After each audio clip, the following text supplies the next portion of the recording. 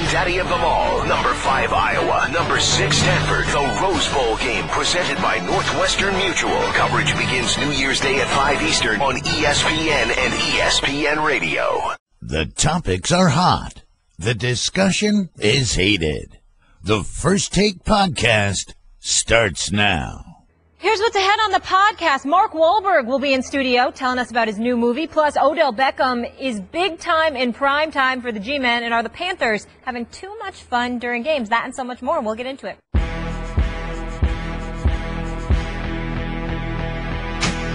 They're blitzing the safeties. May Burnham here. Miller. End zone. Miami touchdown. Tannehill downfield to Stills. Stills is in for the touchdown. Eli rolling, throwing it end zone. And it is ruled that Beckham has scored. How does he catch these footballs? Manning, deep shot, Beckham wide open. Odell, so long. We obviously knew what happened yesterday in the division, so we had to stay on track. Good morning, good people. Welcome into First Take. Thank you so much for hanging with us. Coming up, Mark Wahlberg will join us on the show. That's going to be fun. Skip Bayless, Molly Karam here with you in studio. Stephen A. joins us from New York, who almost nailed that score last night. Good call. What's going on, y'all? How you doing? Good call on the score. Yeah. When they don't even cover the best receiver in football for the 31st point, you just let him run free down the middle for 84 yards, and I have to talk about this and give you credit for nailing the. Oh, please. Well, I don't know if I deserve credit, but you certainly deserve blame for picking Miami. Ouch. It was with my heart, as you well know. Oh, so that's the excuse. Huh? That's the excuse. Okay. Okay. Whatever you say. Just one of them days, people. Let's get into it. Fins down. The Giants get the job done on Monday Night Football with a 31-24 victory in Miami. The G-Men snap a 3-game losing streak and are now in a 3-way tie atop the NFC East with the Eagles and Redskins at 6 and 7. Really, though, Stephen A., how impressed were you by the Giants last night?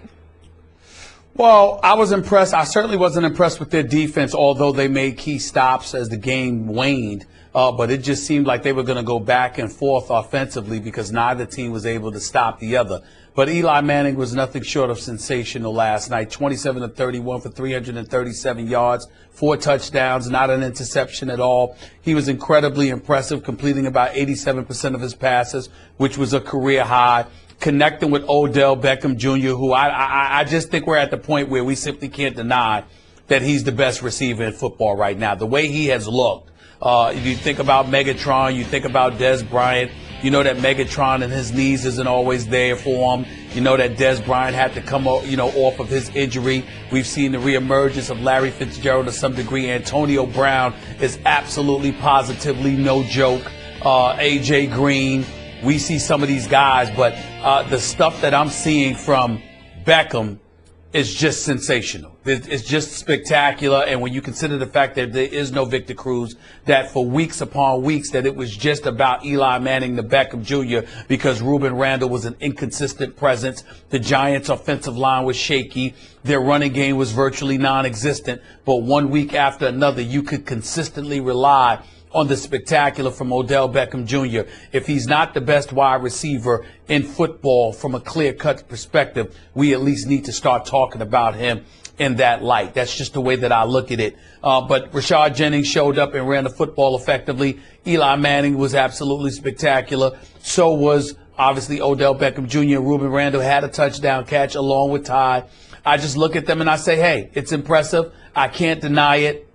But I'm not going to get too high about it because it was against the Miami Dolphins, who I don't believe has been much of a team or an organization over the last couple of years, ever since Stephen Ross made the egregious mistake of hiring Joe Philbin as a head coach, a former offensive coordinator who didn't even call plays in Green Bay, for crying out loud. It still leaves everybody in South Beach scratching their head, and that's a lot to overcome. Dan Cunningham, I think, has done a decent job. He hasn't been god-awful or anything like that. Campbell. But clearly there needs to be some – Dan Campbell, I'm sorry. Dan Campbell. But there clearly needs to be somebody with some cachet running the show in Miami, and that just doesn't appear to be him at this moment in time. So it was impressive on the New York Giants. I was very impressed with Eli Manning and, of course, Odell Beckham Jr., but I'm not going to get overly excited because of who they were going up against last night. which is a very mediocre Miami Dolphins squad whose franchise is in the hands of Ryan Tannehill on offense and Ndamukong Suh on defense, who looked flat out exhausted for most of the second half. I think mediocre is being too nice to Miami. I think it's a bad football team, but I will give your football team this much. You finally actually took a fourth quarter lead, and you held on to the fourth quarter lead without giving it back. That was progress for the New York Football Giants. And I will certainly give you this. I don't think I've ever, well, obviously the stats back me up, but I've never seen Eli with a hotter hand. That was definitely good Eli from start to finish, 27-31.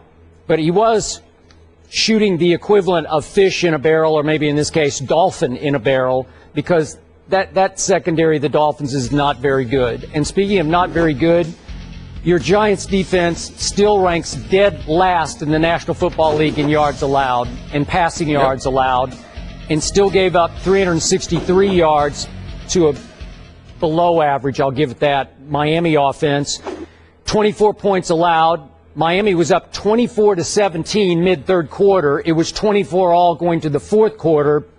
So I appreciate the fact you're not standing up and beating your chest about your New York Football Giants today over that. Ryan Tannehill, who I've never loved, and I jokingly said I'm going to be in his corner tonight at the end of yesterday's show. That was a big mistake on my part, because everything I don't like about Ryan Tannehill manifested itself when I needed him most last night.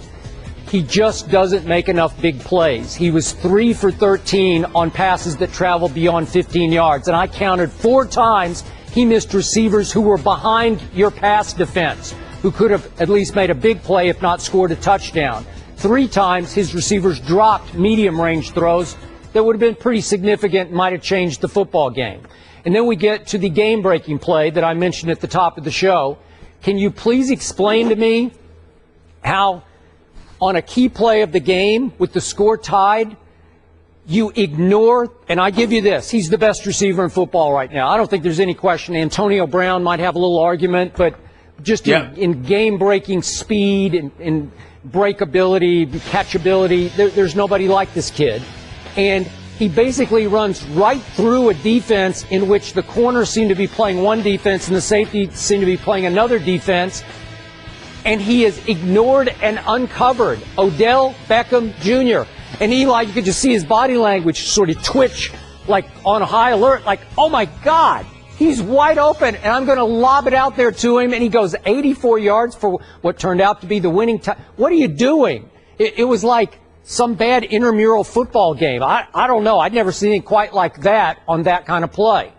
And then, if you will, speaking of Odell Beckham Jr., the best receiver in football, is it now possible that the league is driving his bandwagon? Because I got to tell you, it seemed to me that on 2 other key Odell Beckham Jr. plays in the game, the 24-all touchdown and the 3rd and 3 play at the end of the game that killed the clock, it seemed like the league was all about giving him the benefit of the doubt. If we could see the play that was the 24-all touchdown in which he made a sensational play to get his toes down in the end zone, everybody seemed to fixate on that part. But then as he goes to the ground, Odell Beckham Jr., silly me, I was under the impression that you cannot use the ground to help you retain control of the football. Well, and that's exactly what he did. He needed the ground to help him control. He slid the ball on the ground. Really? That's a catch? I didn't know. Maybe there's a new definition this week. If your hands don't leave the football and the football isn't bobbled in any way, then it's a catch. Maybe Des Bryant and you can learn lessons from that. Oh. That's number one. Maybe the rules changed. Number two, if you recall, they ruled it an incomplete pass, and then Beckham, just vehemently implored Coach Coughlin to challenge the play. It was challenged, reviewed, and corrected. Number 3, on the third on the third down play where he caught that 6-yard catch to end the game. He had possession of the football. He did not. You can talk about that ball hit the ground. Yes, he did. Can we he see most that, certainly please? did. That ball hit the ground. Go ahead and watch it. I said it Go ahead and watch that it. Ball hits Go the ahead ground. and watch it. He had his hand cuffed under the ball. He caught the football. Hits turf. The ball is hitting the ground. But it's okay. Game over. Because New York, the league office wants him to be the star that he can be. I think the league office would love to see the Giants in the playoffs. So you're saying it wasn't a catch. So you're saying it wasn't a catch. It wasn't a touchdown catch, and it wasn't a play where I saw his hands touch the football and his hands under the football. I saw the same play you saw. We have two different versions. Surprise, surprise. Because anytime it's a pick that's different from what you project, there's got to be a mistake. There's got to be a conspiracy. It can't just be that you're wrong. Oh, please, you see what you want to see. Nobody is as arbitrary and as selective with their eyesight as you. Okay, so just stop it. In the end, Odell Beckham Jr. caught the touchdown pass. He not only that, he caught the third down to get the first down, which ultimately closed out the game. The Miami Dolphins, a bad team, one you basically allude to being pathetic, lost the football game, and that is that. Now let's move on. Let's move forward. Let's think about the Giants against the Panthers, because Ted Ginn Jr. against that Giants secondary, I'm scared to death. I'll be the first to admit it. With his speed, him and Odell Beckham Jr., even though obviously Odell Beckham is a considerably better pass catcher, but good Lord, the speed with Ginn and his ability to get behind receivers, I'm frightened to death at what he could end up doing this coming weekend. But don't work yourself up. Getting all in a tizzy about the Miami Dolphins. Please. Okay. Let's stop that nonsense. Okay. They're not worth it. I'll let that one go. I give you that one. So now you have to play the Carolina Panthers, albeit at home, and the Eagles have to play the Arizona Cardinals, albeit at home, and the Redskins have to play the Buffalo Bills, albeit at home. Do you realize none of the three I just mentioned in the NFC least are favored to win those games at home, just for the record? None. I do realize that, but I also realize, first of all, let me say to you, let me grab a piece of tissue here, because I'm getting emotional right now, because I can't believe that you mentioned the other three teams and didn't mention your Cowboys. I'm so proud. I'm so proud that you did that. That's a beautiful moment for me, because God knows we didn't need to hear about them. But I would remind you that while they lost this week and the other three teams won, and I'm sure you didn't see that coming. So anything could happen. Yeah, certainly none of them are favored, but I think at least one of them will win this weekend. I don't know which one, but I think at least one of them will win this weekend. Which one? We'll see. Which one? Well, who are the Redskins playing again? Buffalo, because I know the Eagles got Arizona. Well, I would say the Redskins have a better chance of beating Buffalo than Philly has of beating Arizona, and the Giants have of beating Carolina. Either way, all three teams in the division are tied for first place, 2 games ahead of that no-name team at the cellar dwellers. So just in a complete waste of our time that aren't worth mentioning. I'm terrible at math. I just can't do it. I'm actually pretty good at math. Yeah. But anyway, the point is, yes. So somehow, some miraculous way, my Cowboys beat the Jets at Jerry World on Saturday night, and all three of those teams managed to lose at home. What would the standings be in the East? 1 game back? Well, I don't recall. I'm only paying attention to the relevant teams that are tied for first place. I don't even know who that 4th team is. It's a complete waste of all of our times. And so we got to focus on the Redskins, the Eagles, and the Giants, because they're all that matters right now in the NFC East. Well, that other team is a waste of time. That delusion. That's okay with me. It's a waste of time. I can let you have that.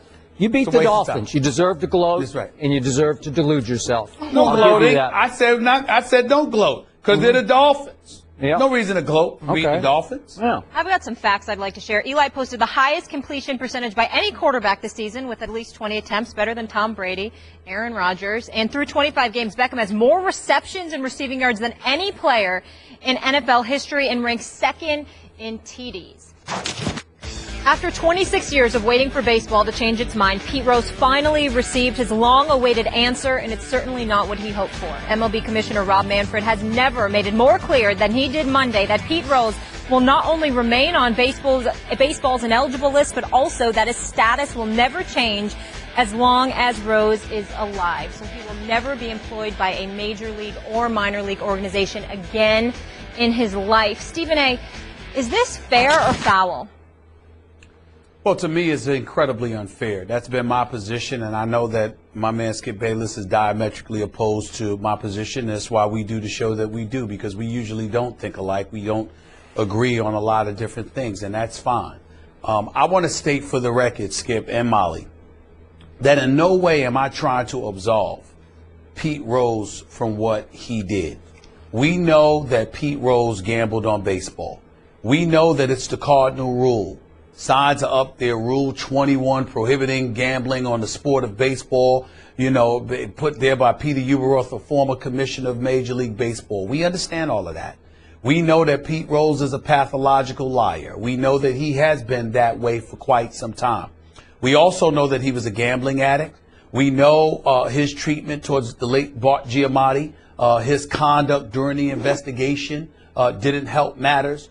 Special counsel John Dowd, Faye Vincent, former commissioner. We know how they all feel. We know how egregious Pete Rose's acts were. Nobody's trying to defend that. My issue, and why I believe this is foul, is because this is the United States of America. And I simply challenge folks out there, whether it be Dowd or anybody else, I would simply ask them this question. While no one is questioning the veracity of their information, the facts that they presented, Pete Rose is clearly in no position morally, ethically, or just from a common sense perspective to deny anything that they have put forth. I ask a simple question, and that is this. Where is your compassion? Where's your decency? The man has been gone from the sport for 26 years. He is 74 years old. He is a three-time, three-time champion, 17-time All-Star, all-time hits leader. By the way, I never heard about Major League Baseball giving the money back that he helped generate for the sport when he was performing, whether it was winning championships with the Reds or the Phillies, whether it was him chasing Joe DiMaggio's single-season consecutive hit streaks, consecutive games hit streak with 56. He stopped at 44. The list goes on and on as it pertains to the accolades that this man put forth throughout his illustrious career, a career spanning about 24 years in which he batted over 300 16 times. And he had a lifetime batting average of 303. I understand that you want to look at him and you want to say, this guy was a despicable human being. Well, we all know there's plenty of despicable human beings that are in the Hall of Fame. They may not have gambled on baseball, fair enough, but they were despicable nevertheless. And in a society where we forgive so many people for doing so many egregious things, it's one thing to lack compassion. It's another thing entirely to be so flagrant with it, so unapologetic about it, coming across as if you are so holier than thou. I listen to folks talk about Pete Rose, and it just blows my mind because what we can't deny is what he did on a baseball field. Yeah, he bet on baseball. He bet on baseball as a player manager, as Outside the Lines revealed last June on their reports, which obviously influenced Commissioner Rob Manfred. We knew before then he probably had bet on baseball as a manager for the Cincinnati Reds, although he didn't bet against his team, so he says. Nobody believes it.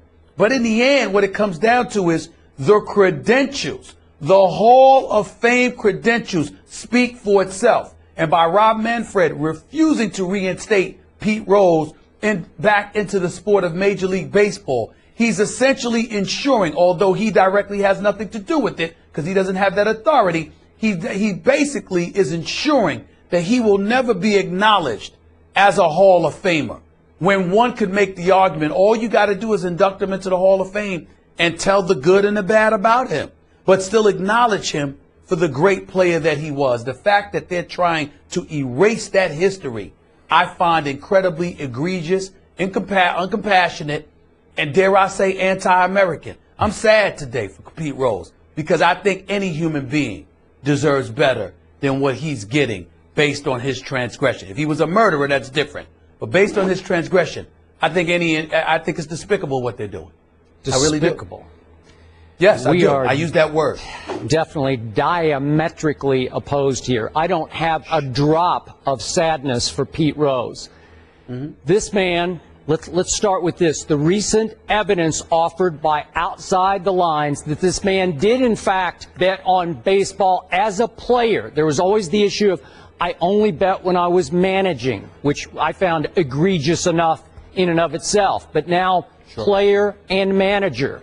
And in those days, no internet gambling, so you're betting with illegal bookmakers. You are dealing with bad people who could do bad things to you, especially if you happen to fall into debt with said bookmakers. It's why there is a Rule 21 to guard the very integrity and credibility of the sport. And trust me, those bookmakers back in his playing days watched carefully when Pete did not bet on his team on a certain pitcher who was pitching that day, because it signaled them, aha, he might not think they can win today.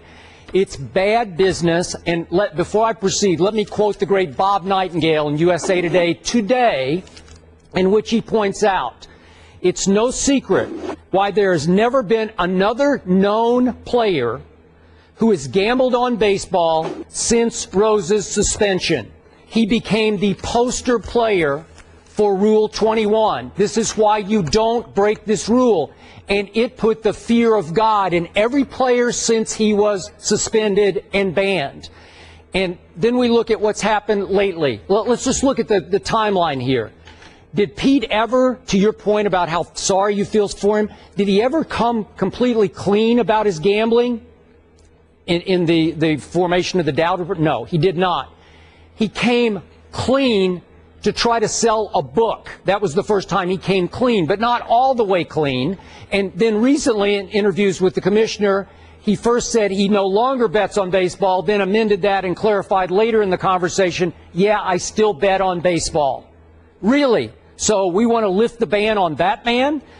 And remember, Stephen A., the ban doesn't mean he's banned from life. He's not locked up. It's not un-American, because he's allowed to participate in any ceremonial baseball activity. He's allowed to be an analyst on Fox, obviously. He's allowed to go hawk his signature at every Cooperstown Hall of Fame week, sets up shop there, sets up shop in an office in Vegas and autographs his memorabilia. He has some of his memorabilia at the Hall of Fame, but not a plaque, because we're not going to cross that line. And I'm glad a statement needed to be made now and forevermore. No. And that's what Pete Rose stands for. And how can you feel sorry for that? Well, first of all, because I think you're missing the boat here, to be quite honest with you. And once again, I'm going to reiterate the word despicable, and I'll tell you why.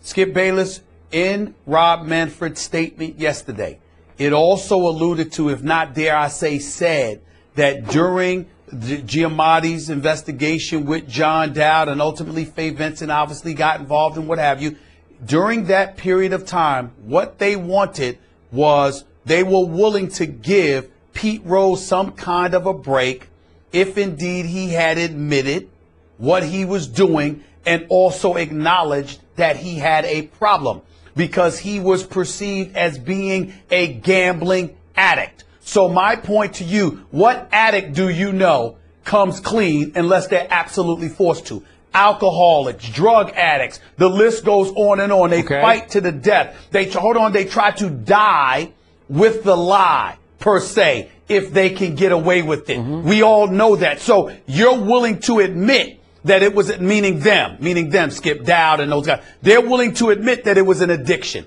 They're willing to admit that it was a problem. Okay? So we're sitting here and we give breaks and throw mulligans to folks that have problems all the time. But when it comes to Pete Rose, we don't want to do that. Why? Because he's despicable and unlikable. Well, last time I checked, Mark McGwire was considered relatively despicable before he was chasing Roger Maris's single-season home run record. Then somebody in PR, whomever, got together with him, told him, you got to embrace this. This is good for you. It's good for baseball. And what he did in lying his way to that single-season home run record, all juiced up and all of this other stuff, trying to act like it was just an andro supplement in his locker, on his locker stall. He sat up there, hugged the Roger Maris family, hoodwinked the sports sport of baseball and everybody else allowed them to ride his coattails, knowing he was cheating. Okay, what he does? He gets a hitting job in a job as a hitting coach in Major League Baseball. When the great Tony La Russa decides to bring him back in, it was only after he sat down and talked to Major League Baseball via Bob Costas that all of that ultimately transpired. I'm saying that I don't have a problem with it, but we seem to be very arbitrary in who we're willing to forgive and why we're willing to forgive them. Whether you like Pete Rose or not should be irrelevant. His behavior should be irrelevant. At the end of the day, it's what he did. It's about how egregious it was. And it's the fact that now, 26 years later, do you believe the message has been sent and received loud and clear that there should be no gambling in baseball? I think we would all acknowledge we've received the message. So now it comes down to, at 74 years of age, where is your compassion? When you got Major League Baseball players all over the place that are sitting there and say, nobody makes any excuse or apologies for Pete Rose. What the players say is, we got the message. Damn. Can y'all have some kind of compassion for the man? That's what they're saying. And I don't have a problem with that. I don't think the old-time players think that. And by the way, did he go fix? What? The old-time players think what? That we should show compassion for him. They think that? They do not think that. I don't know if you're talking about they do not think that. Yeah. They do not think that, but other players today think so. Okay. All right, but they don't know. They haven't studied this, I don't believe. But here's the point. To your point. Did Pete Rose try to fix his gambling problem? Not to my knowledge, not to baseball's knowledge. No credible evidence to reconfigure life. Like that was the operative word. Did he try to reconfigure his life? Did he show contrition? Did he show any remorse? According to our new commissioner, not a drop. And he finally just said, I'm sorry, I can't go there. But look at what they're trying to accomplish here, Skip. If Pete Rose is asking for you to reinstate him and him be employed in the sport of Major League Baseball, we can go back and forth as to, based on his present behavior, whether you want that to happen. That's fair. But what we're really speaking about here is a process that facilitates the acknowledgement of his greatness as a valid Hall of Famer. And anything that impedes that is what I'm averse to. I'm saying 4,256 hits, a lifetime 303 batting average, 17 All-Stars. Nobody doubts that. There is no doubt. I'm saying there is no doubt. No. So what they're understand, Skip, what they're trying to accomplish here. What they're trying to say is, because he bet on baseball, we want you to forget that he ever existed. And over time, if he's never acknowledged, you will never, I'm talking about young people on the come up. Skip, they'll never know who Pete Rose was, because Major League Baseball essentially is trying to disavow any knowledge of this man's Hall of Fame greatness. That's my belief. And that's what I have a problem with. I mean, yeah, they are. The stats are the stats. What's the Hall of Fame they stand for? By themselves. What's the Hall of Fame for? Hold on. I've never seen Babe Ruth. I wasn't born when he was playing. I don't know all about him. I know all the numbers. But we know all about him. In part because he was so great as a player, they acknowledged his greatness with Hall of Fame credentials. You don't see that. If you're not in the Hall of Fame, chances are you could potentially be forgotten. I know in today's age, social media and beyond, people say they'll never forget you. But in the end, if the Major League Baseball is not willing to validate and acknowledge your greatness, your performance, the objective is for you to be forgotten. But they never gave that money back that man helped generate for that sport. They exploited and profited off of him. Well, now you want to forget him. He got paid a lot. It's not right. Okay. It's not right. All right. Last it's not quick right. point. There's no compassion. I got to make this point, because when you talk about despicable human being, I got to tell you, I actually covered a portion of that hitting streak you're talking about when he got to 44 games, going after DiMaggio's 56 in 1978. As great an interview as I ever encountered in my whole career. Just engaging, disarming, always completely accessible. Anybody who ever has interviewed Pete Rose will tell you he's a great guy to interview. I love to interview him, so you got to separate the two. he's gotten miles and miles out of his personality. Anybody who comes into contact with him loves him. And I still think a lot of people still know him as Charlie Hustle, and he has a place in a lot of hearts, at least of the Reds fans. I'm talking about a younger generation. Okay. I'm talking about a younger generation on the come up, and more importantly, just as important, Skip, is this. I find it ironic that we're even having this argument when you consider the fact that Major League Baseball supports fantasy sports, which in some way is gambling as well. That's a whole other thing. I'm just saying. But it just amazes me. Okay, it just amazes me. Now you've opened a whole other can of worms, and we probably don't have time to get into it. We'll do that later. Yes, we don't. Sure. I think it's apples and oranges, but that's just me. Okay. All right. All right. Great debate, guys. Pete Rose will speak today at his Sports Bar and Grill in Vegas at 2 p.m. Eastern regarding, obviously, this issue. The Chick-fil-A Peach Bowl. The Houston Cougars are now 12-1 and have an offense that's among the most explosive in the nation. He's gone. Touchdown. They'll face a Florida State defense that ranks 5th in points allowed. Plus, Dalvin Cook, who ran for over 1,600 yards. Touchdown. Number 9, Florida State. Number 18, Houston. The Chick-fil-A Peach Bowl. Coverage begins at 11:30 a.m. Eastern, New Year's Eve on ESPN Radio. Meanwhile, the Panthers have drawn criticism all season long for their celebrations, and new outrage resurfaced Sunday after Cam Newton, Jonathan Stewart, and 15 other players posed for a photo on the sidelines during their 38-0 blowout victory against Atlanta. Here's Ron Rivera on whether he's bothered by his team's celebrations. No, I mean, I just want to make sure our guys are focused on what we're doing. I mean, it's, you know, again, it's just one of those things. I mean, I can't see everything that goes on the sideline, and you know, as long as our guys aren't doing anything malicious or hurting anybody, I'm not going to worry about those things. I mean, if it is, you know, I know, you know, it's something that I need to address, I'll address it. But one thing I did tell these guys: keep your personality. You know, keep who you are, keep true to who you are. And that's important because, you know, that's what makes them who they are as football players as well as people. So, you know, if you know, we're disappointing some people, I apologize for that. But, you know, this is who we are and this is how we're going to do our thing. All right, Skip, Coach Rivera has no issue, but do you have a problem with this? Stephen A. Smith, last night when I first heard about this, I thought about having a problem with it, and then I was told that they have regularly done this going back into last year. Now, I'm not sure if they've regularly done it actually during a game, but this was quite a game. It's 38-0 over a division rival. And so if I'm correct about this, the game was still going on when they took this sideline picture, and it sounded like Coach Rivera had a small problem with that. He said, I do want them to maintain focus during the game. I will point out to you that Rivera was part of a 1985 Bears juggernaut that had a music video, probably the first big sports music video. We are the Bears. Yes, we are the Bears. And it was great, and it fueled that team the whole year. And a lot of people thought, oh, that's out of bounds, self-promotion, blah, blah, blah, because we'd never seen anything quite like that before. And yet Rivera knows that that was great for that team. And as he pointed out, you can't lose who you are, and the personality of this team is to win and celebrate, win and celebrate. And I don't have any problem with it because it is working. But I will point out what another great coach once called Jerry Glanville, not a great coach, but an interesting coach. Jerry Glanville once called the NFL the not for long league. And it's a humbling league. It sort of eats its own, if you will. Just when you think you're riding high and you're invincible, the injury gods strike. And so far, they've been pretty good to the Panthers, pretty good. Looked like Greg Olsen had a knee injury the other day, and then he didn't have a knee injury. And it looked like Jonathan Stewart had a bad ankle injury, and then he seems like he's going to be okay.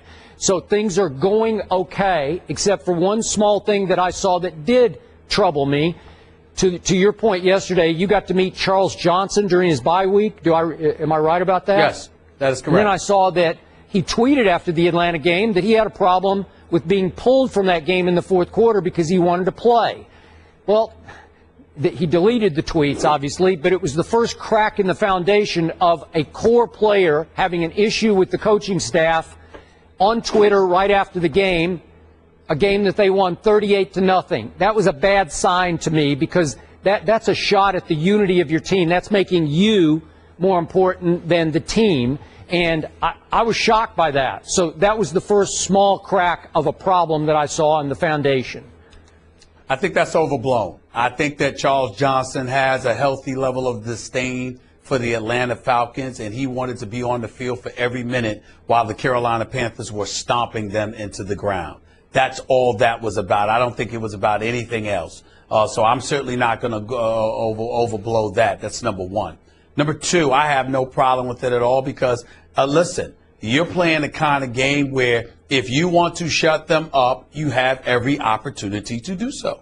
So it's not one of those things where they're like the big bullies on the block and, you know, they're at a decided advantage and they're rubbing it in your face. They're going out there and they're competing against one opponent after another and they're mowing them down. And if that means that they want to feel a certain level of bravado and express themselves, so be it. And I think that, listen, here's the problem that I have with some of these questions. And it's not for me to critique or I'm certainly not going to speak negatively or denigrate any reporters or anything like that. But I'm just speaking from a macro perspective. You know, anytime you see a bunch of guys out there, listen, black folks express themselves different than other folks do. And the majority of those players you saw there, if not all of them, were African American. There's a little flavor and a little flair, a little style, a little pizzazz to them. That's just who they are. That's just how they roll. All their teammates were welcome to join. Some of them probably elected not to. Others were all for it. It's what they do, you know, and it's how it goes. Cam Newton usually scores a touchdown or throws a touchdown or whatever and grabs a football and he goes over and gives it to a little kid. Now all the players have joined in doing that stuff. There's a lot of positives that come associated with the Carolina Panthers that doesn't necessarily deserve scrutiny, particularly when you're 13-0. So for people to inquire, certainly they're doing their job, and there's nothing wrong with it, but it does also make you wonder about what's the intent behind that level of inquiry, because you've got people that may indeed themselves be uncomfortable with that stuff. Cam Newton dancing in the end zone and stuff like that. I'm here to tell you, a lot of folks had a problem with it. I don't know a brother or sister that had a problem with him doing that in the end zone. We didn't have any problem with it at all. We thought it was pretty good. So, you know, it's just about a style. It's about a culture. It's about people that do things a bit differently. And as long as you don't lose sight of the bottom line, which clearly they have not because they are undefeated, what's the problem? Okay, there's no problem. And all of this to me feels like feel-good momentum. It feels like unstoppable momentum. In fact, at this moment, I cannot make a case for anybody in the NFC beating the Panthers before the Panthers get to the Super Bowl. I just can't make a case because it sure looks like they're going to wind up with 2 home games to the Super Bowl. I just don't think anybody can go in there and beat them. But here's my point. In the big picture, when you start celebrating and taking pictures during the game, you are going to create resentment on the other sideline. You might create resentment on lots of sidelines that a lot of players are going to say, who do they really think they are? And you're going to make it harder and harder because you're going to create more and more motivation in your opponent. That's all I'm saying is you're going to have to pay that piper at some point. Well, but here's the argument that I'm making. Shouldn't that be a cause for us as sports spectators to celebrate rather than denigrate or be skeptical about? Because here's the thing, that very pressure that you're alluding to, doesn't that elevate the level of interest? Aren't we sitting back and saying, excuse me, now you're going to have to back it up. If you run the table for the regular season, how is it going to look for you if you lose in the postseason? Yeah. Oh, by the way, suddenly Seattle, the Legion of Boom, their pride, their chest is going to stick out. And they're like, we're not going to wilt beneath this. The Arizona Cardinals with Carson Palmer and that high-powered offense with Bruce Arians running the show. Oh, we're not going to sit back and take this. The bad man that is Aaron Rodgers, despite the absence of Jordy Nelson. Oh, just going to sit back and take this? I agree. Whoever comes out of the East, what you going to do about it? The point is, it elevates the level of interest. Okay. So why are we not talking about this in a fashion that says, all right, y'all doing this, we love it, but that's adding more pressure to it because if we know it, we know the players know it. They're obviously willing to accept the responsibility and culpability that comes with it. What's the problem? If anything, it should put us all on our toes and make us even more interested in seeing a more compelling matchup because we know cats are going to try to come at them. We know it,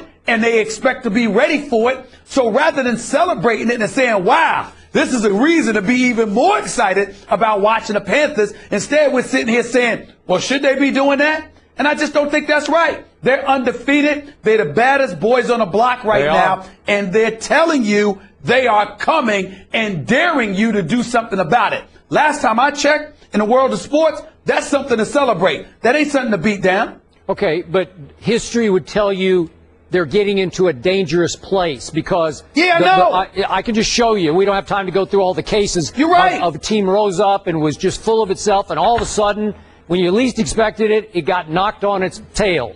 Okay? So and when they get knocked out, when they get knocked out, so what? Okay, all right. That's what we want to see. But now I go back to the '85 Bears again. They were so good. They steamrolled everybody, including the New England Patriots, in the Super Bowl because the defense, I think it was the greatest defense ever, and they got away with a pretty average quarterback, Jim McMahon, and the Panthers do not have an average quarterback.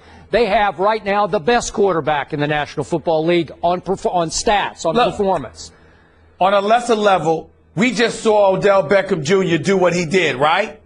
Well, haven't we heard Josh Norman talking? Now, I love Josh Norman. Met him when he was on NFL Countdown a few weeks. The brother's the baddest boy as a quarterback in the NFL right now. Well, guess who's coming? Guess who's coming to town? It's Odell Beckham Jr. We shall see. This is what it's all about. Yeah, this is what it's all about. They're going to town. But, Meadowlands. Yeah, they're going to town. Speaking of that game, Jonathan Stewart has a sprained foot, and his status for Sunday's game is unclear. Hey, sometimes you're drinking the wine, sometimes you're picking the grapes. Right now, they're drinking the wine and certainly enjoying it. Classic that never gets old. He has been entertaining us on the big screen for years. This will be his 4th feature film this year. We can always count on Mark Wahlberg to bring his A game. His new movie, Daddy's Home, will be in theaters Christmas Day. Thank you so much for being with us. Thanks for having me. I appreciate it. Welcome. Will Ferrell Welcome, running a little bit late. Sorry to step on you there, Stephen A. He won't be able to join us, but you're here. You're here to represent, holding down the fort. So tell us about the new movie. What's it all about? Well, Will is the stepdad to my biological kids, and I decide, that I'm going to come home and reclaim my family. So we're basically trying to outdo each other for the affection of my ex-wife and the kids, and it just becomes absolutely crazy. So. It looks hilarious. It is, and that really, when we shot that at a Pelicans-Lakers game, we didn't tell the audience or the crowd what we were shooting, and so it went viral that Will was drunk and showed up on the court and ripped the basketball out of the cheerleader. Oh, that's tremendous. He knocked the poor woman out, right? She's a stunt woman, so we did multiple takes, but every time she would want to do as many as possible because every time she does, she gets paid. Oh. So, but it looked like Will was having a little too much fun. Yeah, it did. Got to ask you about the team that's dearest to your heart, the New England Patriots, and your man Tom Brady. And if I remember in Ted 2, he threw you a perfect spiral from the balcony with Ted. Remember that? Yeah. Perfect spiral. How did you react through the offseason, through Deflategate, as it came clear that America, in its court of public opinion, had branded Tom Brady a cheater and a liar? It wasn't fun to watch, but knowing the man as well as I do, I knew eventually, he would be able to clear his name. It was crazy. It seems like, whether it was that or a spy, it's always something against the Patriots. It's hard being that good. It's hard for Tom being that good looking, but somebody's got to do it. True. Did you ever have any doubt he would have a hard time clearing his name? Did he have a hard time winning in court? You know what? I didn't think so. I just sent him a message saying, keep your head up, and he was like, hey, I'm fine. It's going to be all right. And so it is what it is. Mm-hmm. Mark, let me ask you this, because I'll ask you a question about your career because I think it's real phenomenal what you've been doing. But let me stay with the Deflategate for a second because my opinion is a tad bit different from Skip in this respect. I think you have a right to know. Yes, sir. I don't give a damn if Tom Brady was throwing Nerf footballs. As far as I'm concerned, he's still one of the greatest quarterbacks we've ever seen. And nothing can impugn his greatness as a quarterback. My only issue is I find it very hard to believe that the guy who touches the balls more than anybody else, which is the quarterback, knew absolutely nothing about the balls being deflated. How do you feel about people What do you think about people who think that kind of thought about it? Everybody has their own opinion, and they're entitled to it. It doesn't affect how I feel or how I think, and how I view the game in particular, or the situation. So, God bless them. They must be Jets fans. Gotta be Jets fans. I got you. Go ahead, Skip. In your career, you played a basketball player and a pro football player, boxer. You've had aspirations to be, at one point, maybe even a professional golfer. Would you give up all that you've achieved, which is a lot, to be one of those guys, to be a Tom Brady? If you'd asked me that question 10 years ago, yes. But now I'm pretty satisfied with my job and my position, and the ability to have longevity. I've always kind of approached my career as an athlete would, knowing that you've only got a certain amount of time to really perform at the highest level. But you look at Denzel and guys like that; those guys are still doing it, for a long time. So they've got the third quarter and the fourth quarter. Right. It could still be on top. Which of those athletic roles did you feel most comfortable playing? Probably Mickey Ward. Really? Yeah, Mickey Ward. As a boxer. Yeah. And especially Mickey being a Boston guy. I mean, obviously Boston is a great sports town, right? But Mickey was from Boston. He was one of us, We felt like, okay, we could do what he did. And, that role took like 4.5 years to get the movie made. And so I continued to train. And I wanted to look and feel like a guy who could win the welterweight title. Let me transition, from this perspective. I mean, I loved you in The Departed, but I also loved you in Four Brothers. I love you in Transformers, Two Guns with you and Denzel as well. You've played a myriad of roles. If somebody asked you, how did you get to this point where the level of versatility that you've put on display has obviously been sensational, but how did you pull it off? What would your answer be to them? How did you get to this point in your career where you were able to pull off such, just an amalgamation of things, so many different things that you've done? Putting in the work, the time and effort and preparation, I've always felt like, and I've always looked at my career being a marathon, not a sprint, and kind of growing slowly, working with good people that will always kind of elevate your game, but being prepared, I work much harder than everybody else, I know it's also being in the right place at the right time. Luck has a little bit to do with it, but for the most part, it's about preparation. Let me transition back to sports. I want to transition back to sports because I happen to know that you're a fan of Manny Pacquiao. So I have to ask you your thoughts about Manny Pacquiao. Now, I love Manny, Mark. I really, really do. But I knew he was going to lose to Floyd because I knew that Floyd was a defensive wizard. I'm so sorry that you and others disagreed with me. I must ask you, as you look at Manny getting ready to end his career, what kind of thoughts come through your mind about Manny Pacquiao, particularly when the last time you saw him in the ring, he tore his rotator cuff, missing about 400 blows? Well, I think it was torn in training, but thank you. I'm not sure about that. Yeah, I was. I'm not sure about that. I was at Wild Card, but even funny. I mean, Manny's a great guy. I love the family man that he is. He's a devout Catholic. It's all about his family, and he and I share that. But I'm getting phone calls after the fight from a Vegas number, from a 702 number, and I think it's Dana White because it's like, Mark, call 911. So finally, I call back. I'm like, hello? He's like, it's Floyd, Mark. What's up? I'm like, Floyd. Shouldn't you be out celebrating right now? He's calling me 5 o'clock in the morning. I've been friendly with Floyd for a long time, too. And I know he was upset that I liked Manny, but Manny and I were just friendly. And Floyd, can arguably say now that he's one of the greatest right there with Rocky Marciano. But I think timing-wise... So wait, was he trying to rub it in? Or he rubbed it in, yes. He rubbed it in. And did you take it well? I took it well. I took it on the chin. I was a man about it. He won the fight. He's one of the greatest of all time. But Manny was he's a friend of mine, so I was going to root for him, and I thought if anybody had a chance, he had a chance. But yeah, Floyd rubbed it in, and I saw him at a Clipper game, and he rubbed it in again. I took it. Good for you. Yeah. So give us some insight into your partner in this movie, Will Ferrell, and his comedic genius. Let's go back to Anchorman, his breakthrough. It got lukewarm at best reviews. And as you know, it has emerged as as a classic. Now those same critics now have the top 5 all-time comedies. Yeah. Give us your thoughts on what worked in Anchorman and why he is so gifted at what he does. Well, I mean, it's a God-given gift to be that funny, but what's so special about him and what makes him different is that his comedy comes from a nice place. Most comics you meet, they're kind of dark, weird guys, right? It's true. I mean, I remember seeing, I don't want to say somebody's name, the first famous person I saw in Hollywood was a famous comedian. And I yelled out his name and waved, and he turned around and gave me the finger.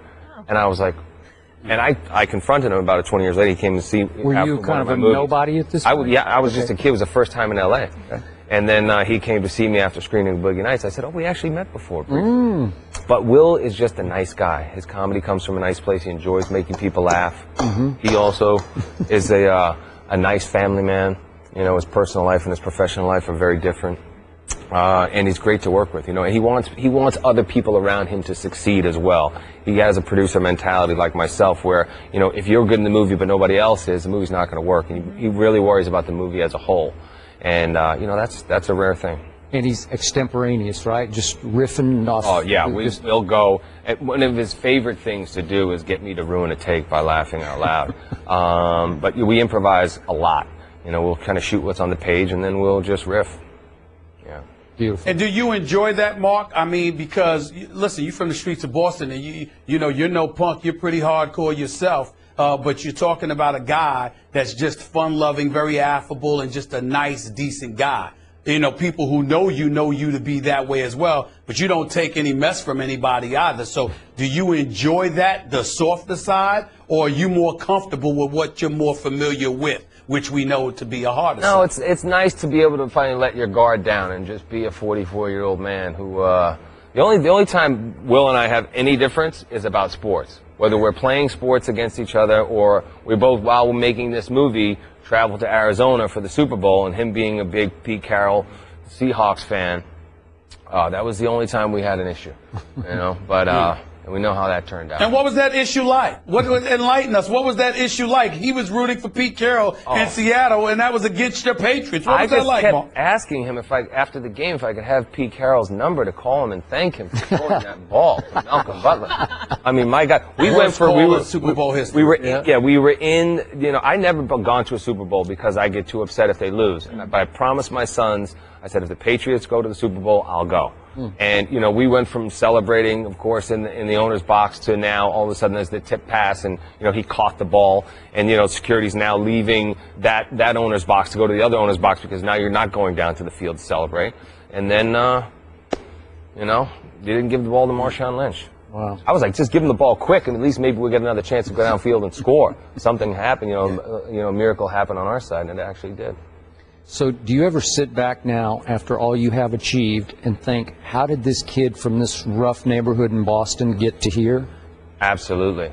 Absolutely. It's, you know, it's one of those things where that's why I try to do so much with inner city kids and with our foundation and at-risk youth. And I talk to a lot of athletes and kids coming up who find themselves in a position like this that, you know, it wasn't supposed to happen. And most of my friends are dead or in jail. And, you know, that's why I'm so fortunate. What did you do differently? Where was that turning point?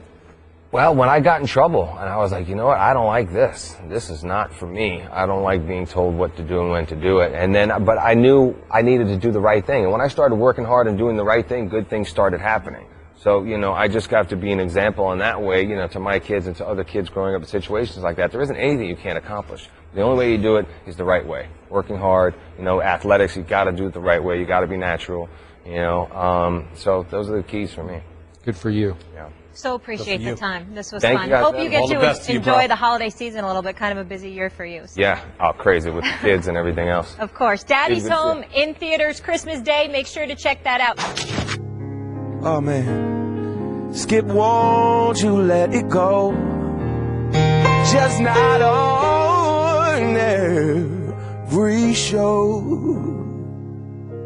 Skip, please, please, please let it go.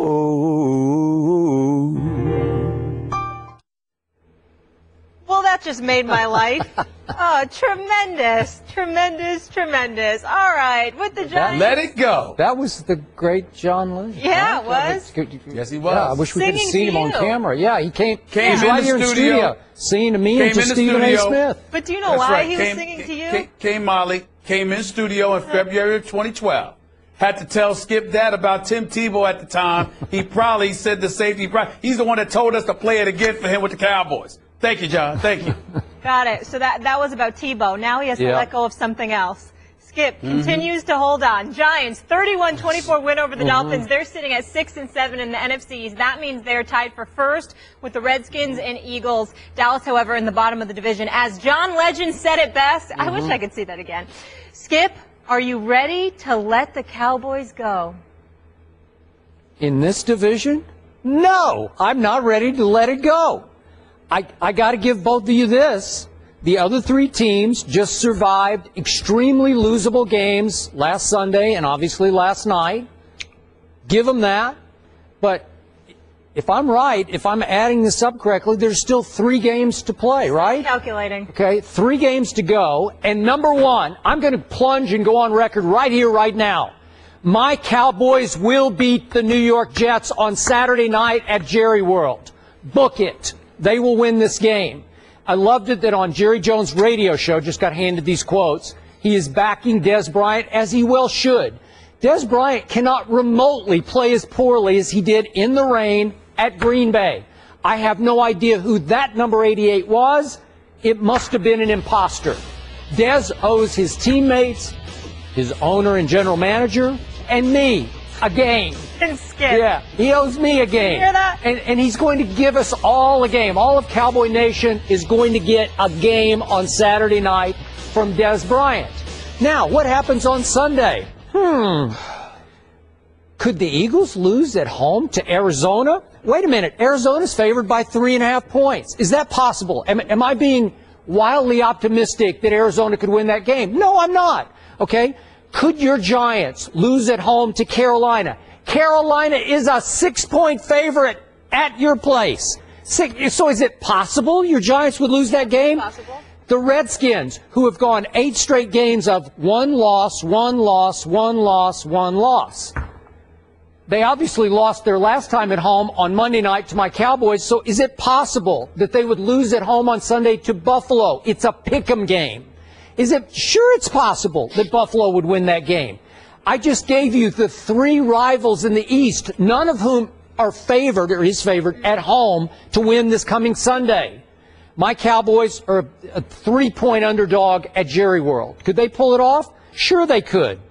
So, if in fact those 3 lose, the other 3 lose at home, and my team wins as I predict that they will I guarantee that they will on Saturday night, they'd only be 1 game back with 2 games to play. And I ask you again, who has the best defense in the division? It's certainly not your football Giants. We saw that last night. That was a nightmare.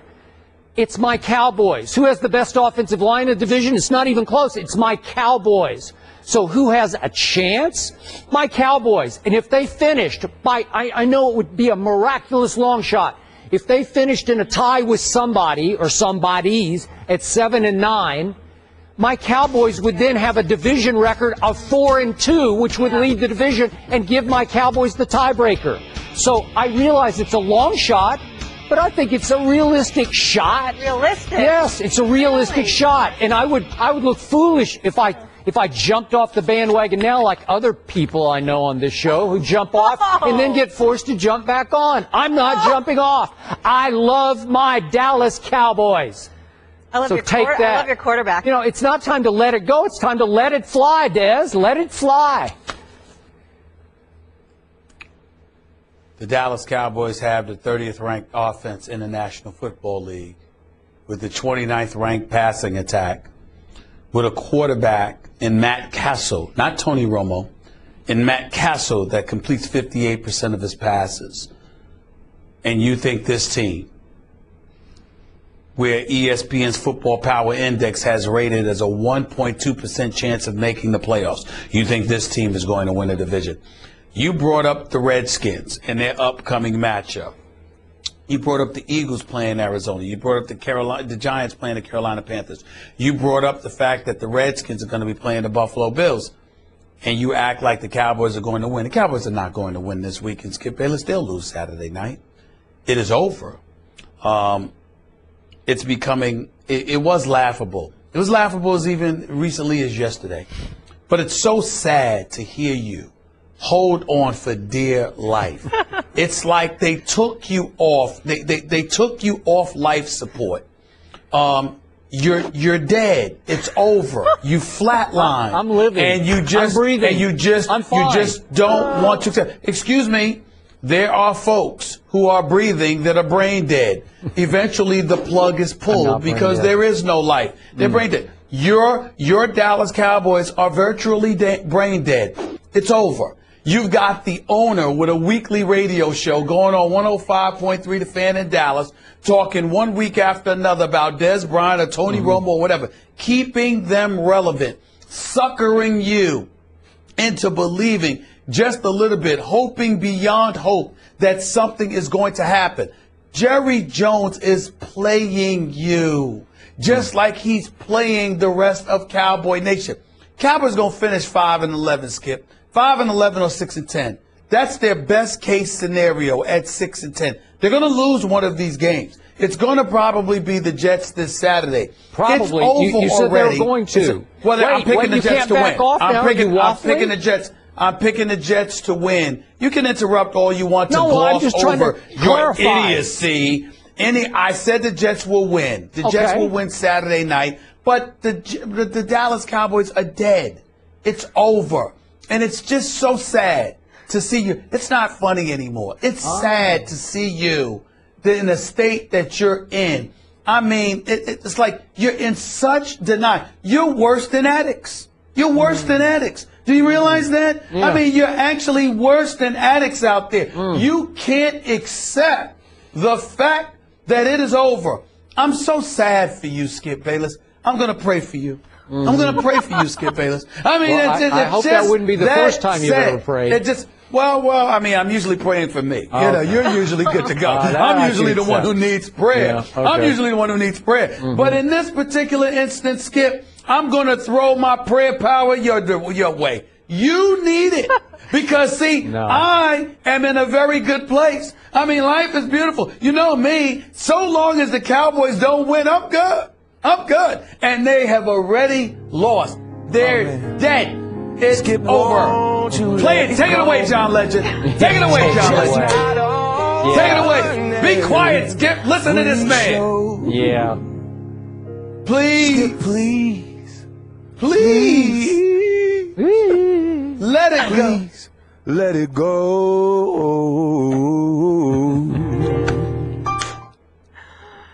You know it says it all, Skip.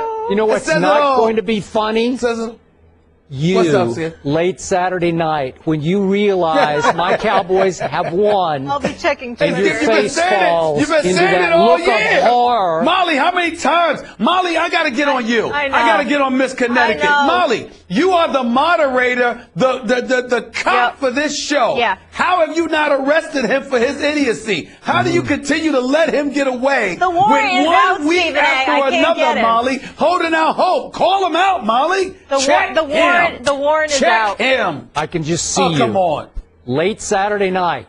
Oh, Please. Lord. I can hear you. Oh, Lord. Oh, Lord. What am I going to do now? And you'll On be his knees sweating. praying? You'll be sweating through that Arizona game and then sweating through that Carolina game and sweating through that Buffalo game, just hoping I'm not right, that it'll be a one-game lead on Monday morning. Then we'll see who's laughing on Monday. There's a bunch of basketball games going on this weekend. Yeah. I probably have to cover a couple. So I'm going to be preoccupied. I don't need to watch foregone conclusions. I won't even watch the Jets and the Dallas Cowboys. I'll look at my phone to see the score. But there's no reason for me to watch this drivel. I mean, please. We all know the outcome. It's over. It's over. It's just I'm beginning. so sorry. Oh, Cowboys will beat the Jets on Saturday night. You heard it here first. Delusional. You heard it here first. You two are hilarious. Let me tell you, my stomach hurts. That might be one of my most favorite segments of all time. Now, Monday morning, if my Cowboys lose Saturday night, the first thing Monday morning, cue John Legend. I will be right here to say it is over. Molly, I will let it go. refresh my memory. He won't. Didn't Skip come on 3 weeks day. ago and said it was over? Yeah. No. Didn't he say 3 weeks ago it was over? I think not. so. Yes. But see, our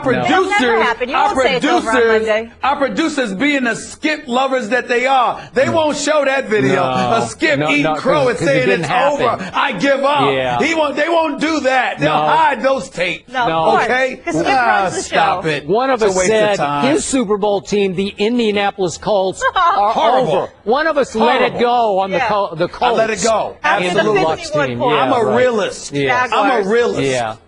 Okay. And I was right. You saw what Indy is. Pagano sitting there talking about, I'll be just fine if I lose my job. I'll just go to Idaho with my kids. I'll be just fine. Okay, that's what he said. Yeah. That's what he said. So we know what he's prepping for. Yeah. I mean, please. I was right. Fine I'm a if realist. the Cowboys lose Saturday night. I'll just go to New York. That's okay. It's all right. You're going to be there anyway if you're smart. That's what I will be there. Ain't having that. You know where to be Saturday night. Don't act like you don't know. I know. All right. Don't act like you don't know. We leave you with 3 words. Let it go.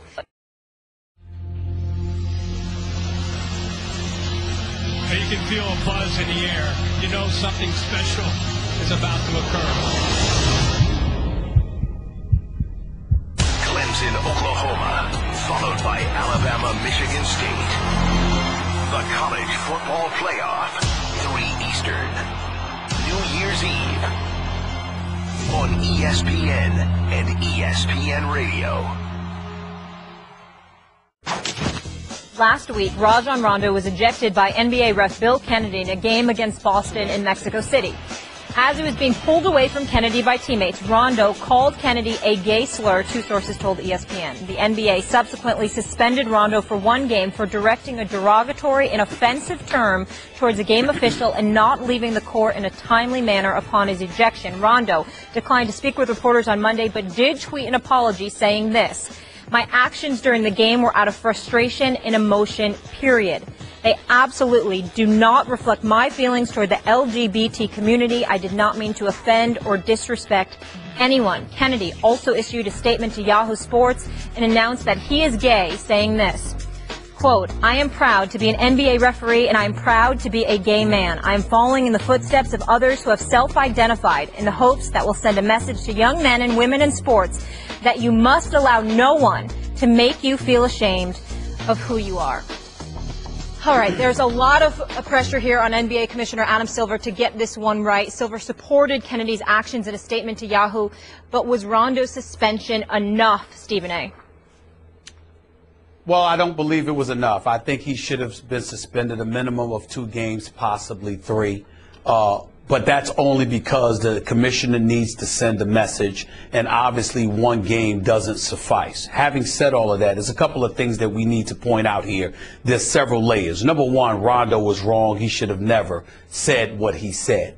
Number 2, his tweet, when he said he didn't mean to disrespect anyone, is not entirely accurate. He clearly meant to disrespect Bill Kennedy. That's the one person he meant to disrespect. I do believe he is sincere when he said that he didn't mean any of the derogatory statements that he made wasn't meant towards the LGBT community, because clearly it was directed at one individual who happens to be an official, and officials, whether they like it or not, can be very, very frustrating to players. And so when players react, they're reacting towards that particular official because all they can do is spew words and spew venom, because there's little else they could do because the officials have such a tremendous level of authority over a game. Having said all of that, there's still no excuse for him to do what he did.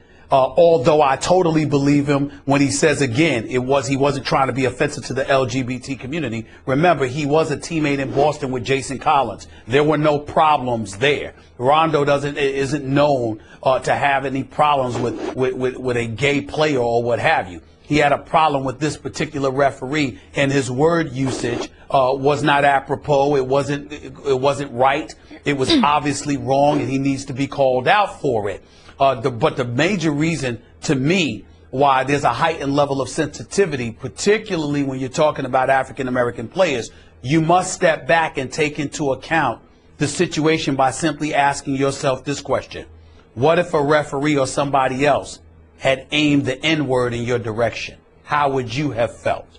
And that alone should give you cause to pause and make sure that you should know better than calling a name out to a particular individual who you obviously knew was gay. It's not like he did not know that. It is true, according to Yahoo Sports. They're absolutely right.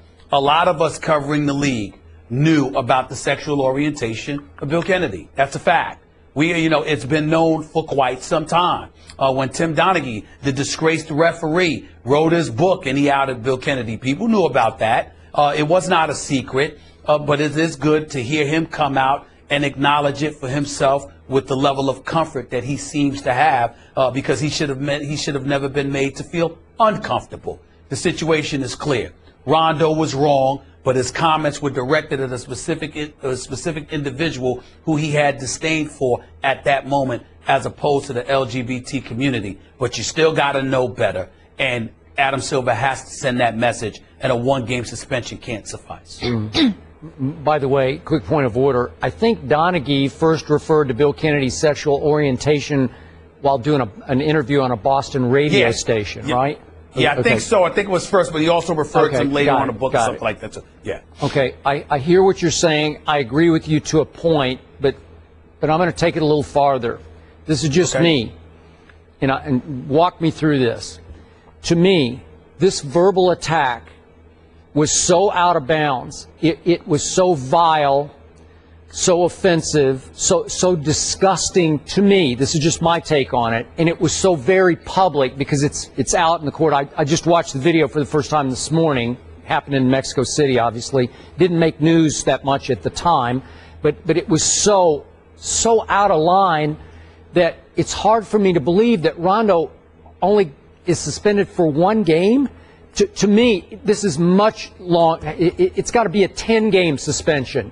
No, I don't go that far. Okay, well, to me, and again, I'm going to have to rely on you. I'm going to assume that the powers that be at the league office knew of his sexual orientation. Is that, would you That's assume what I'm told. that? I have not confirmed that, but I have been told that, yes. Okay, I could see if they didn't know of his sexual orientation, they would think he was just using foul language, and they would say it's a one-game suspension. But to me, this is right there with bumping, any kind of physicality directed toward a referee. This should be much worse. 10 games, just to send a message. It's just so out of bounds, and it forced this referee, it seems like from a distance, to say, well, I now got to declare myself, to go ahead and defend myself here and to put this in the right context, that he says, I'm a gay man. And it's only a one-game. He didn't, Bill Kennedy didn't say this. I'm saying this, but it's only a one-game suspension. I just don't get it, Stephen A. And I don't know, again, exactly what everybody knows or didn't know. But if everybody knows, as you assume, it has to be more than one game. And to me, it has to be more than 2 games. Well, it definitely, I have no problem with a 3-game suspension, like I said earlier. And if you use the analogy that it's tantamount to bumping a referee, which obviously would warrant more than a 3-game suspension, that's a point I did not think about. You have a very valid point there, because it can be measured to the same degree as bumping a referee. All I'm trying to say is very clear. It's very simple to me. The fact that you knew about the man's sexual orientation, and you said that, is entirely different than, let's say, Kobe Bryant spewing the word a few years back when he got fined $100,000. He didn't know the guy's sexual orientation from a hole in the wall. Yeah. He was just upset at a no call that took place. Okay. Well, the issue here is those of us who cover the NBA have been led to believe, I don't know for sure because obviously I didn't speak to Rajon Rondo, but those of us who cover the NBA have been led to believe that Rondo specifically knew about Bill Kennedy's sexual orientation because when he played in Boston, it was believed to have been known then, and somebody like Doc Rivers knew about it, which means his players knew about it, etc. Those are the kind of things, the Frank Isolas of the world, who does an exceptional job of covering the NBA for the New York Daily News. He wrote about it today, along with several others, Adrian Wojnarowski. All of these guys are great. They know what they're talking about. So I'm just saying that if Rondo knew,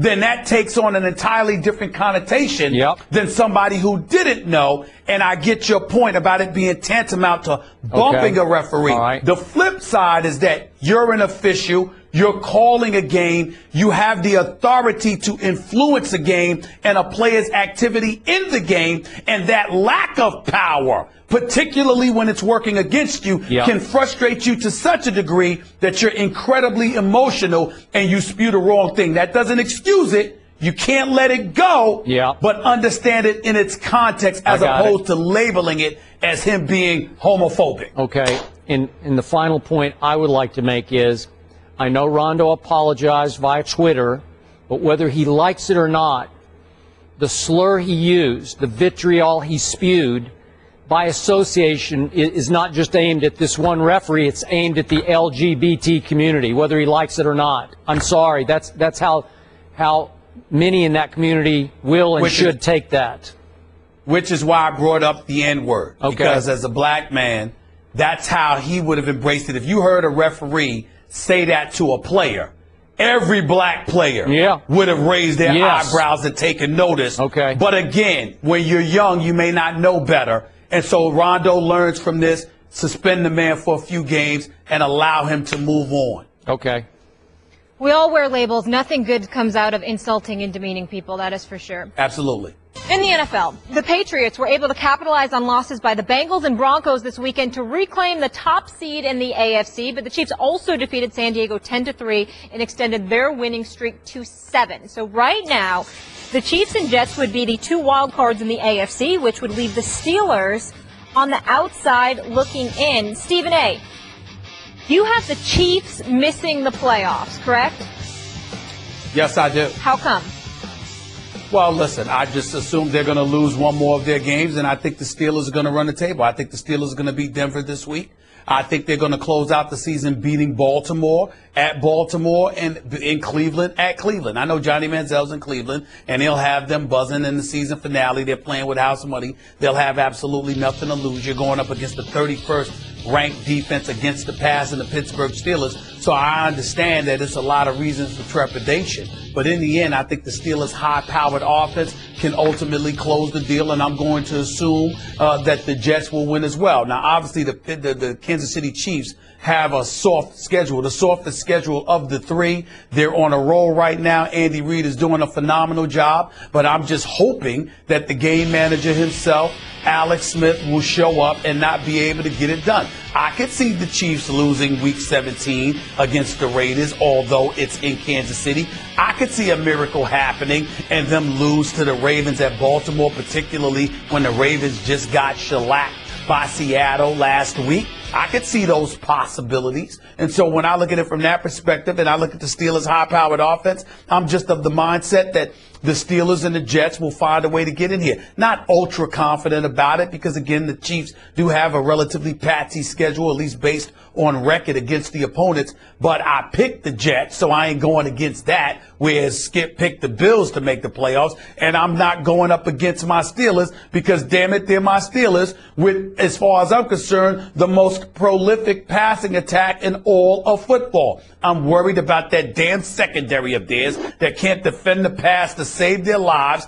Although A.J. McCarron got intercepted, and that dance by William Gay in the end zone was the funniest dance I saw all week. But I'm going to roll with my Steelers because I'm rooting for them, because I believe in Mike Tomlin, because I believe in Big Ben Roethlisberger and Antonio Brown and Martavis Bryant and Marcus Wheaton and Heath Miller and D'Angelo Williams. I believe in this crew, and I think the Steelers will find a way to meet the Jets, they'll both find a way to make the postseason. And Kansas City, despite their great late surge, will be on the outside looking in because they'll lose one of their last 3 games.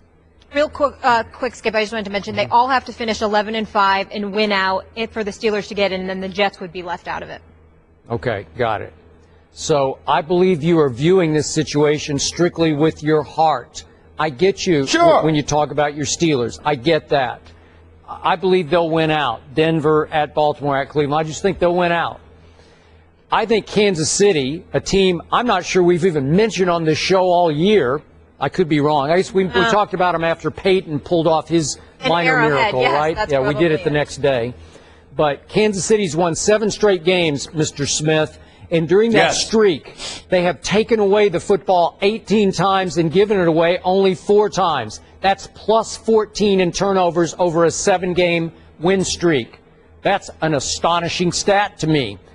And you mentioned Alex Smith. He's not just a game manager. He is the best game manager in all of football. 15 touchdowns to only 4 interceptions.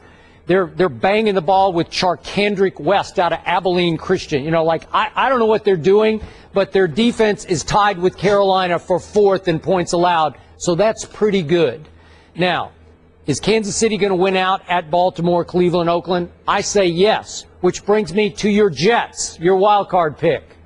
Your Jets are going to lose Saturday night at Dallas, at Jerry World. They are going to lose. And after they do, they're going to come home and face the New England Patriots, led by this quarterback who wears number 12 named Tom Brady, a Jets killer. And then they finish up at my wild card pick at Buffalo in the season finale. I just think the Jets might lose out instead of win out. And if they lose out, they're going to be the odd team out of the 8 and 5s, I would say, if my math is serving me well here, and I believe it is. Well, I think everything that you just said in all seriousness is valid. Aside from the idiocy of them losing to Dallas in Dallas on Saturday night. We'll see. I mean, it's just a waste of our time. That's just a way for you to get headlines. Jerry Jones has contaminated you. Jerry Jones has contaminated you. You know, that's all that's happening. It's a waste of time. I'm not going to even entertain that. But they could lose to New England. That's going to be tough. Or they could be so hyped for New England that if they beat New England, they could have a downward slide at Buffalo to close out the season. Again, I'm hoping against hope. I believe in the Steelers. I'm hoping against hope for the Jets. Because it could easily be the Steelers and the Chiefs who end up in the playoffs as opposed to the Jets, particularly based on the schedule. I'm not immune to that, but I'm just holding on because courage of my convictions, as you so eloquently state, as it pertains to the Jets, my belief in the Steelers, not just my heart, but my belief in that high-powered offense that they have. Kansas City clearly has the easiest schedule. They should make it. But I think something could go wrong, and I think it could come in the form of the Oakland Raiders. Okay. And I say to you, to quote the great John Legend, just please, please, please let it go, Mr. Smith. Your Jets are going down. Oh, really? Yeah. I can't wait for Twitter Saturday night. So let me get this straight. I need to let go of the 8 and 5 Jets. Yeah. But you can hold on to the 4 and 9 Cowboys. Yeah, it's because of the divisions that one's in the NFC East, one's in the AFC East. We don't have time. Tom Brady we don't have time. against nobody. Yeah. We have other subjects to get to. We don't have time for your nonsense. Without Jamal Charles. None. Yeah. Tonight will be the first time the Celtics and Cavs have met since the playoffs, and Jay Crowder says he'll be waiting for an apology from one J.R. Smith. Crowder's season ended in Game 4 of their playoff series when he sprained his left ACL after a serious backhand from J.R. Smith. Smith was ejected and suspended for 2 games, but hasn't yet apologized. Stephen A., should J.R. apologize tonight?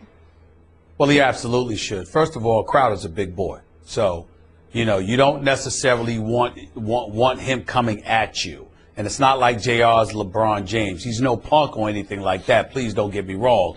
But I'm going to repeat, Crowder's a big boy. And he was clearly sucker punched. There's no question about that. And it's hard for me because usually, even though J.R. Smith has had incidences, it's the complete antithesis of who he is. As a guy, Skip, if you talk to him and get to know him, JR is actually not a bad guy at all, but he's had some incidences in his career where that brings that kind of thought process into question. I'm sure JR didn't mean to hurt the dude's ACL. It was pretty much because of how Crowder fell, because he was basically, you know, knocked damn near unconscious, for crying out loud, by being sucker punched while battling for a rebound. I don't think JR meant to do that, but he did it nevertheless, and he should apologize. Because if he doesn't apologize, if you're Crowder, particularly during the regular season, well, who knows what kind of retaliation you might exact. We're not advocating that, of course. Yeah. We certainly wouldn't do that here. But you can't rule anything out if a guy sucker punches you like that and then refuses to apologize. I mean, that brings your manhood into question to a lot of guys. So it's nothing wrong with JR saying, look, I didn't mean to do that.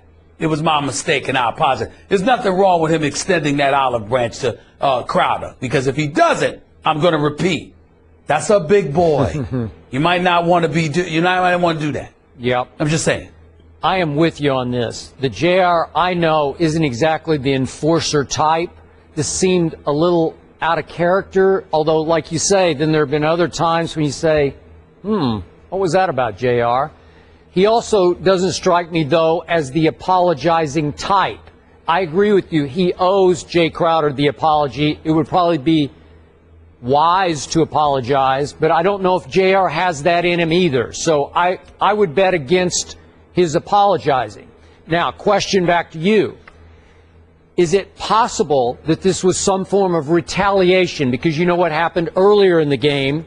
Kelly Olynyk of the Celtics got tangled up with Kevin Love, maybe held on a little too long, wound up knocking Kevin Love out of the playoffs with a shoulder injury. So is there any way, again, not retaliation aimed at Kelly Olynyk, but at Boston in general? I don't know. It didn't seem like 2 + 2 would equal 4, but you tell me. Well, there were opportunities to get at Kelly Olynyk if you wanted to. Yeah. So certainly, I mean, it's possible, but I sincerely doubt it, because you could have gotten at Kelly Olynyk and you chose not to. Not to mention the fact that the blow got you suspended and really put LeBron James and those boys behind the 8 ball, too. Agreed. So that didn't help. Nope, it didn't help. And yet I agree with you. It was such a cheap shot that it hits Jay Crowder in the face, and he goes down so hard he sprained his ACL, and they were fortunate that they're about to be eliminated from the playoffs, so it didn't cost the Celtics anymore after that. But again, I don't think I've ever seen anything like that where a man got struck so hard in the face that he sprained his ACL. That's how cheap the shot was and how violent it was. Stephen A., do you think he'll apologize? Knowing JR, it's hard to say. I would like to believe if he was asked, he'd say something along the lines, I didn't mean it. I didn't mean to do that. But him uttering the words, I'm sorry, Jay. Yeah. I don't know. Yeah. I don't know if that's in JR. I don't either. But he I don't should. think it is. And but he should. For the record, Olynyk says that he sent an apologetic text to Kevin Love and that Love answered it, so Olynyk took it as sort of quote-unquote apology accepted. At least they had some communication, but none so far between Jay Crowder and Jay. By the way, Kelly Olynyk can play a little bit. He can play. I watched him Friday night. I know, he's pretty good. He's been making big shots, and he can shoot the three. Yeah, I love what Danny Ainge is doing in Boston. He deserves a lot of credit. That game's going to be fun tonight. Yeah. Skip. Let it go. How'd you know? I knew you were going to say it. It's okay. Let it go. Let it go. I'm not going to let it go. Saturday, are you going to be sitting or standing during the game? Both. Stephen A.? Let it go, let it go, let it go. I love that rendition. Thank Mark Wahlberg for being with us. That was fun, too. Have a great day, everybody. Appreciate you listening to the pod. Catch First Take weekdays at 10 a.m. Eastern, in the rear at 1 p.m. Eastern, as always, on The Deuce. Houston has an offense that's among the most explosive in the nation. Florida State's defense ranks 5th in points allowed. They go head-to-head in the Chick-fil-A Peach Bowl, 11:30 Eastern New Year's Eve on ESPN Radio.